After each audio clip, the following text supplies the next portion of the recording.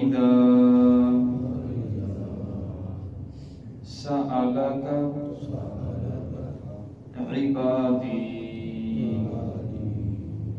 عَنِّي فَإِنِّي قَرِيبٌ أُجِيبُ دعوة الداع إذا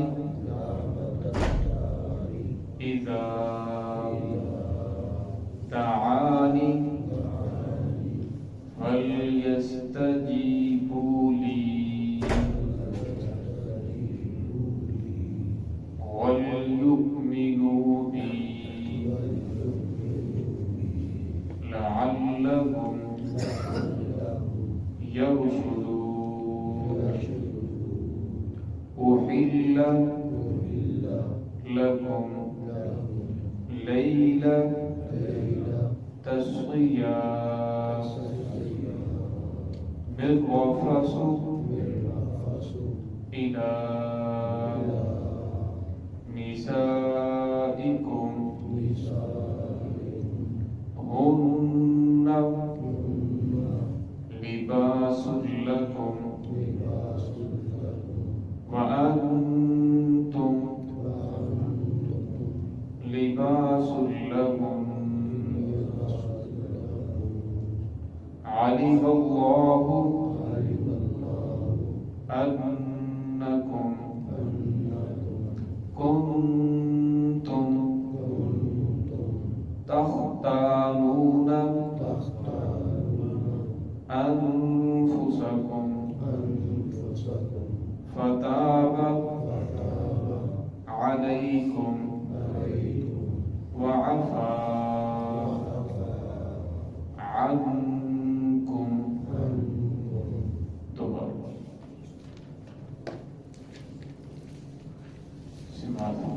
بسم الله الرحمن الرحيم.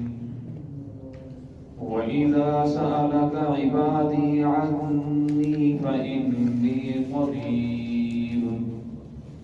أجيب دعوة الداع إذا دعاني فليستجيبوا لي وليؤمنوا بي لعلهم يرشدون.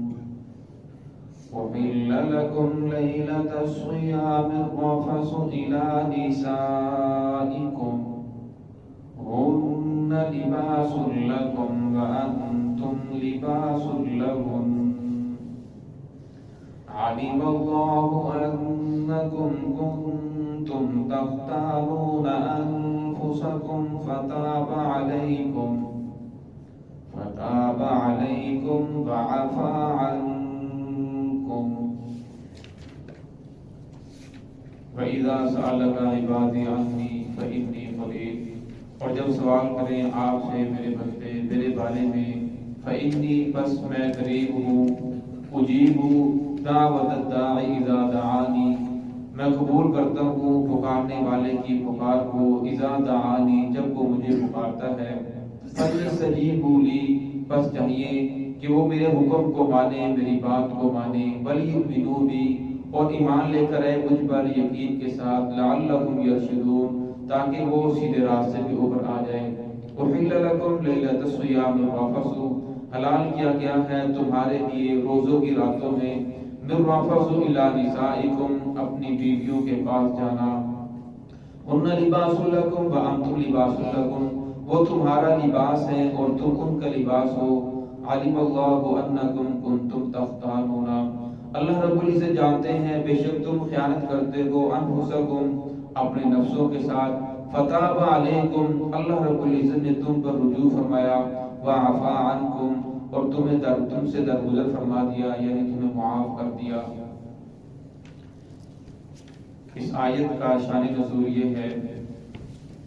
تفسیر ابن کثیر کے اندر روایت ہے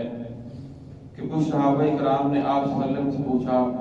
کہ کیا ہمارا رب قریب ہے کہ ہم اسے آہستہ پکاریں، یا ہمارا رب دور ہے ہم اسے زور سے پکاریں، ہم کیسے اپنے رب کو پکاریں؟ تو پھر آپ صلی اللہ علیہ وسلم نے ان کی جب یہ بات سنی تو آپ صلی اللہ علیہ وسلم خاموش ہو گئے. تو پھر اللہ رب العزت نے یہ آیات نازل فرمائی وَإِذَا سَأَلَكَ عِبَادِي عَنِّي فَإِنِّي قَرِيبٌ، اور فرمایا جب میرے بندے آپ سے سوال کریں میرے بارے میں تو فرمایا ان سے کہہ دیجئے فَإِنِّي قَرِيبٌ، بے شک میں تو بالکل قریب ہوں، آپ سے بالکل قریب ہوں، آپ کو بلند آواز سے پکارنے کی ضرورت نہیں ہے، بلکہ آپ اگر اپنے دل کے اندر بھی مجھے پکارو گے تو تب بھی میں آپ کی پکار کو سننے والا ہوں۔ اس لیے علماء کرام نے لکھا ہے کہ جن جگہ پر بلند آواز ذکر کرنا ضروری ہے وہاں تو کرنا چاہیے، جس طرح اقامت ہے، اذان ہے، اسی طرح تلبیہ ہے، تو وہاں بلند آواز سے کرنا چاہیے، اور فرمایا باقی جو ہے آہستہ آواز سے ذکر کرنا افضل ہے، کیونکہ اللہ رب فرماتے ہیں وَنَحْنُ أَقْرَبُ إِلَيْهِ مِنْ حَبْلِ الْوَرِيدِ، کہ میں انسان کی شاہ رگ سے بھی زیادہ قریب ہوں۔ تو فرمایا انسان جب مجھے پکارتا ہے، جیسے موسیٰ علیہ السلام کے دور کے اندر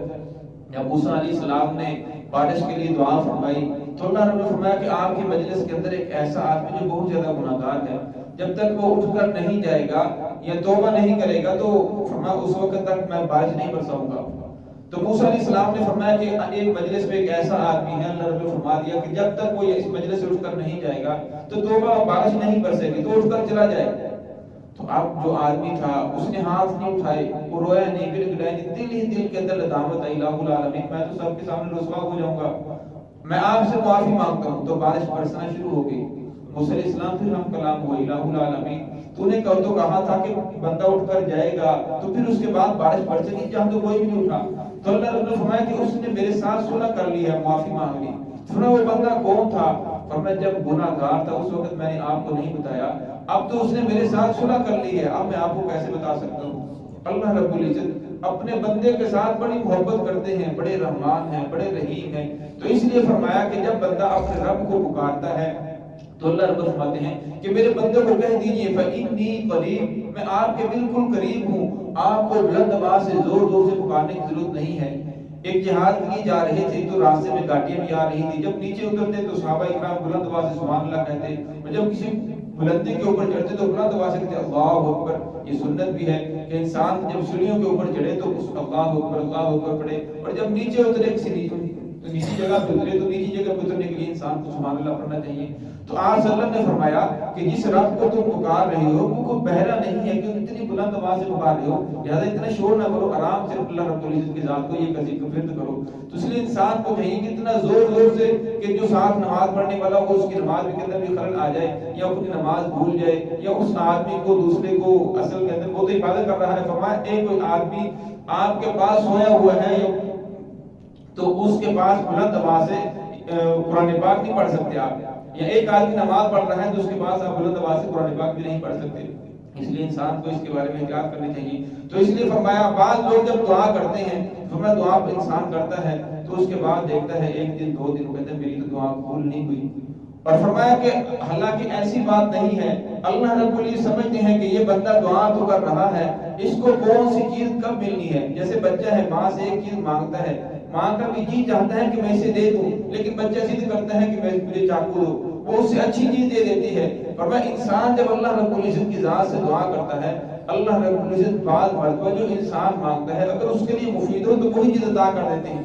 اگر اس کے لیے وہ چیز مفید نہیں ہوتی تو اللہ رب العزت اس کا نعم البدل یعنی اس سے بھی اچھی چیز عطا کر دیتے ہیں۔ اور پھر بعض مرتبہ اللہ رب العزت اس دعا کو انسان کے لیے ذخیرہ کر لیتے ہیں جس کا فرشتوں کو بھی علم نہیں ہوتا۔ جب اللہ رب قیامت کے دن فرشتے اس کا حساب لیتے ہیں، کہتے ہیں اس آدمی کا حساب مکمل ہو گیا، اللہ رب فرماتے نہیں بلکہ اس آدمی کا ابھی کچھ نامہ اعمال میرے پاس باقی ہے، اس آدمی نے فلاں فلاں وقت کے اندر دعائیں کی تھی تو میرے پاس موجود ہے۔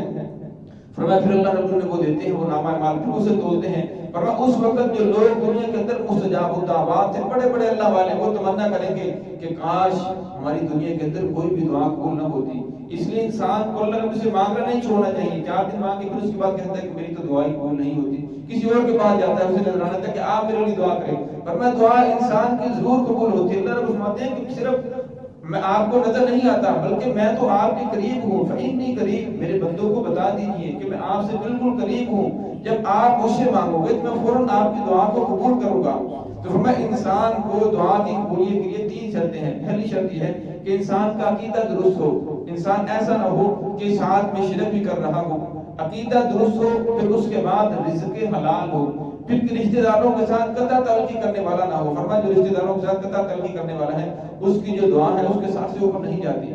اور فرمایا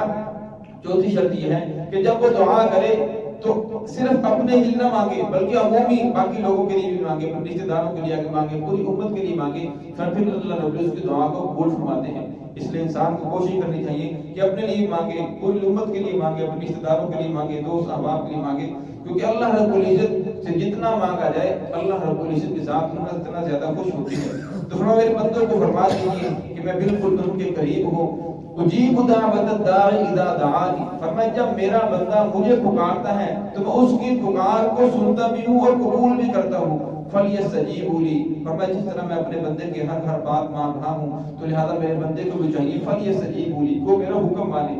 اس کے بارے میں فضل فرمایا کہ اس کا مطلب یہ ہے کہ میرے بندے کو چاہیے کہ وہ میری عبادت کرے۔ جب میں اسے ہر چیز دے رہا ہوں، دنیا کی فراوانی دی ہے، دنیا کا مال و دولت دی ہے، صحت تندرستی عطا فرمائی ہے، اتنی نعمتیں عطا فرمائی ہے، اور جو بھی مجھ سے مانگتا ہے میں عطا کرتا ہوں، بعض مرتبہ فوراً دے دیتا ہوں، بعض مرتبہ کچھ دیر بعد عطا فرماتا ہوں، اور بعض مرتبہ آخرت کے لیے ذخیرہ کر لیتا ہوں۔ یہ نہیں ہوتا کہ ایک بندہ مجھ سے دعا کرتا ہے اور اس کی دعا رائے گا چلی جائے، ایسا ہرگز نہیں ہوتا۔ فرمایا جب میں اپنے بندے کی ہر دعا قبول کر رہا ہوں فلیستجیبوا لی، فرمایا اس بندے کو بھی چاہیے کہ میری بات کو مانے، میرے حکم کو مانے، ولیؤمنوا بی، اور میرے اوپر ایمان لے کر آئے، میرے اوپر یقین رکھے کہ دعا کو قبول کرنے والا میں ہوں، عطا کرنے والا میں ہوں، لعلہم یرشدون، تاکہ وہ فلاح پا جائے، اس راستے کے اوپر آ جائے۔ وَحِلَّ لَكُمْ لَيْلَةُ الصِّيَامِ الرَّفَثُ، آگے پہلے اللہ رب العزت نے روزوں کے فضائل، رمضان مبارک کے فضائل ذکر فرمائے، اب اس کے مسائل بیان فرما رہی ہیں، کیونکہ جو یہودیوں کا روزہ تھا وہ جب شام کو روزہ افطار کرتے ان کی سحری نہیں تھی بلکہ افطاری تھی۔ روزہ افطار کیا اس وقت تک جب تک وہ جاگتے رہیں گے کھا پی سکتے تھے اور جماع کر سکتے تھے، اپنی بیویوں کے ساتھ مل سکتے تھے، لیکن جب اس کے بعد سو گئے اس کے بعد نہ کھا پی سکتے تھے اور نہ اس کے بعد اپنی بیویوں کے ساتھ باہر جا سکتے تھے۔ تو اس طرح جب شروع کے اندر رمضان مبارک کا مہینہ آیا تو مسلمانوں کے لیے بھی یہی حکم تھا کہ آپ بھی جب تک جاگتے رہو گے اس وقت تک کھا پی سکتے ہو، لیکن جب اس کے بعد سو جاؤ گے پھر اس کے بعد آپ نہ کھا پی سکتے ہو نہ اپنی بیویوں کے پاس جا سکتے ہو۔ تو ایک صحابی ہیں حضرت سلمہ بن قیس رضی اللہ تعالیٰ، وہ سارا دن جانوروں کو چراتے رہے، کھیتی باڑی کرتے رہے، اور جب شام کو گھر واپس آئے تو گھر آ کر اس نے وہ روزہ افطار کیا تو بیوی سے کہا کچھ کھانے کی، اس نے کہا کہ میں کھانا تیار کر رہی ہوں۔ اب وہ تھکے ہارے تھے، ان کی آنکھ لگ گئی، جب آنکھ لگی تو ان کا دوبارہ روزہ شروع ہو گیا۔ وہ بیوی جب کھانا تیار کر کے لائی وہ تو سو چکے تھے، تو اس نے کہا ساریمہ تو ہلاک ہو گیا، اس کا کیا بنے گا اب تو یہ۔ تو فرمایا جب دوسرا دن ہوا دوپہر کے وقت وہ بے ہوش ہو کر گر پڑے، ان پر بے ہوشی طاری ہو گئی۔ جب رسول اللہ صلی اللہ علیہ وسلم کو علم ہوا پھر قرآن پاک کی آیات نازل ہوئی، فرمایا آج کے بعد آپ اس وقت تک کھا سکتے ہو، اور اس کے بعد آپ کے لیے سحری بھی اللہ رب مقرر فرما دی۔ تو ان آیات کے اندر اسی کا ذکر ہے۔ وَحِلَّ لَكُمْ لَيْلَةَ الصِّيَامِ الرَّفَثُ إِلَىٰ نِسَائِكُمْ، اور حلال کر دیا گیا ہے تمہارے لیے روزوں کی راتوں میں اپنی بیویوں کے پاس جانا۔ اس کے بارے میں کچھ صحابہ کرام سے ایسا ہوا کہ اللہ رب العزت نے اس سے منع فرمایا تھا کہ آپ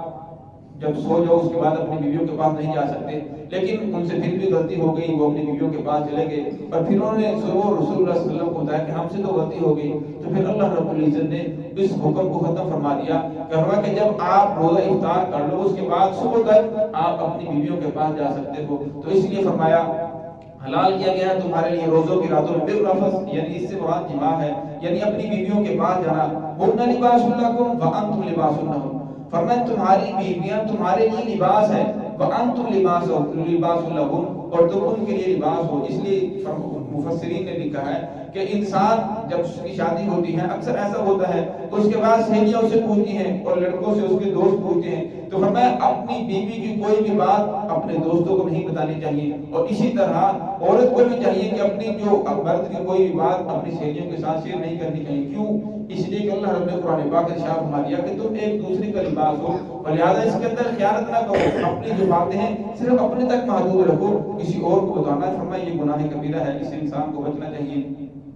علیم اللہ انکم کنتم تختارون انفسکم فتاب علیکم وعفا عنکم، فرمایا اللہ رب العزت جانتا ہے کنتم تختارون انفسکم کہ تم خیانت کرتے ہو اپنے نفسوں کے ساتھ۔ حضرت کعب رضی اللہ تعالیٰ عنہ، عمر رضی اللہ تعالیٰ عنہ، انہوں نے رات کو سونے کے بعد پھر اپنی بیویوں کے پاس چلے گئے، تو پھر رسول اللہ صلی اللہ علیہ وسلم کے پاس آئے تو ہم سے تو ایسے غلطی ہو گئی، تو فوراً قرآن پاک نازل ہوا۔ تو اللہ رب فرمایا کہ میں نے آپ سے اس قید کو ختم کر دیا تھا کہ آپ کو پریشانی نہ ہو۔ فرمایا اللہ رب العزت نے فتاب علیکم، تمہارے اوپر رجوع کر لیا، اس حکم کو تبدیل کر دیا، وعفا عنکم، اور تم سے درگزر فرما دیا. تو فرمایا آج کے بعد آپ کے لیے جو پہلے مشقت تھی کہ آپ نے افطاری کے وقت